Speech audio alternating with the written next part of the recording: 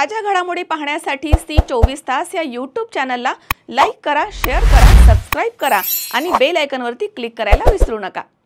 कधी तुम्ही विचार केलाय का की जेव्हा सगळं निसर्गाच्या रौद्र रूपामध्ये वाहून जातं तेव्हा आशेचा किरण कुठून येतो? घरं उद्ध्वस्त होतात, संसार उघडे पडतात आणि तरीही कोणीतरी असं असतं जे हात पुढे करतं आणि म्हणतं तुम्ही एकटे नाही। होय, ही गोष्ट आहे दगडे पाटील परिवाराची, ज्यांनी आपल्या कृतीमधनं दाखवून दिलंय की माणुसकी अजूनही जिवंत आहे।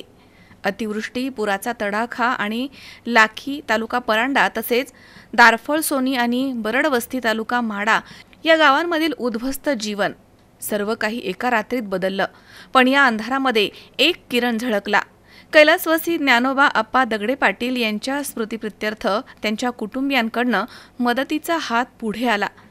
बापूसाहेब दगडे पाटील यांच्या नेतृत्वाखाली पूरग्रस्त कुटुंबांना जीवनावश्यक किराणा साहित्य, कपडे आणि विद्यार्थ्यांना शैक्षणिक साहित्य वाटण्यात आलं। आणि हे फक्त साहित्य नव्हतं, ही होती भावनांची देवाणघेवाण। एक पूर संपला, पण या सरधय उपक्रमानं मानवतेची एक नवीन लाट उसळली। स्थानिक लोक म्हणाले, घर गेलं पण आशा परत आलीय। बापूसाहेब दगडे पाटील सी24 तासशी बोलताना म्हटलेत की आपत्तीच्या काळामध्ये कोणीतरी आपल्या सोबत आहे हेच खरं धैर्य देणारं असतं। वडील कैलासवासी ज्ञानोबा आप्पा दगडे पाटील यांची शिकवण आजही आम्हाला समाजसेवेचा मार्ग दाखवते।